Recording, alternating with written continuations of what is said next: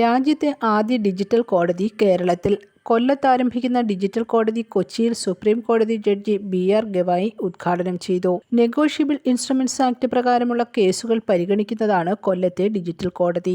Model digital court room, digital library and legal research centre, judicial അക്കാദമിയിലെ learning management system, online dispute resolution system എന്നിവയുടെ ഉദ്ഘാടനവും justice Gavai നിർവഹിച്ചു. പട്ടികജാതി പട്ടികവർഗ പീഡന നിരോധന നിയമപ്രകാരമുള്ള കേസുകൾ പരിഗണിക്കാൻ എറണാകുളത്ത് ആരംഭിച്ച പ്രത്യേക കോടതി, നിക്ഷേപ തട്ടിപ്പുകളിൽ അകപ്പെടുന്നവരെ സംരക്ഷിക്കാനുള്ള ബഡ്സ് ആക്ട് പ്രകാരമുള്ള കേസുകൾ പരിഗണിക്കാൻ ആലപ്പുഴയിൽ ആരംഭിച്ച കോടതി എന്നിവ മുഖ്യമന്ത്രി പിണറായി വിജയനും ഉദ്ഘാടനം ചെയ്തു.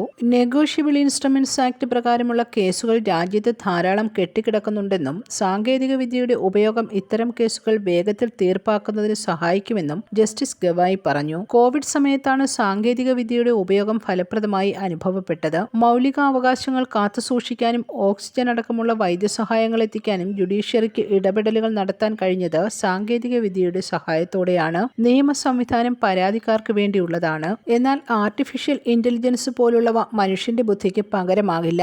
നിയമവശങ്ങളും ശിക്ഷകളും സംബന്ധിച്ച വിവരങ്ങൾ ഫീഡ് ചെയ്ത് നൽകിയാൽ ആർട്ടിഫിഷ്യൽ ഇന്റലിജൻസിന് തീരുമാനമെടുക്കാനാകില്ല. മനുഷ്യബുദ്ധിയുടെ പ്രയോഗം ഇക്കാര്യത്തിൽ നിർണായകമാണെന്നും അദ്ദേഹം പറഞ്ഞു. ഇരകൾക്ക് സമയബന്ധിതമായ നീതി ഉറപ്പാക്കുന്നതിന് പ്രത്യേക കോടതികൾ സഹായിക്കുമെന്ന് മുഖ്യമന്ത്രി അഭിപ്രായപ്പെട്ടു.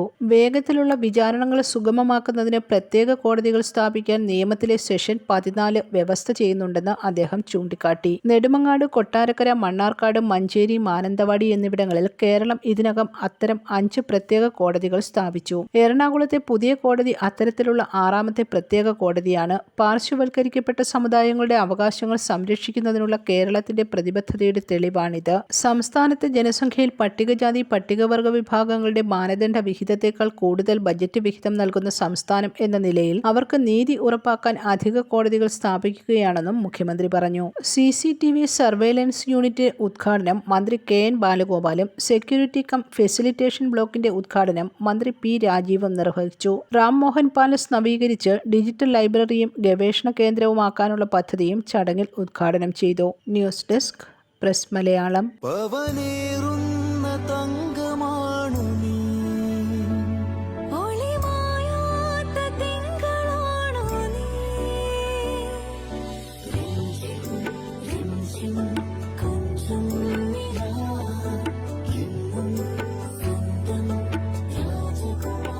Be a Rajakumari.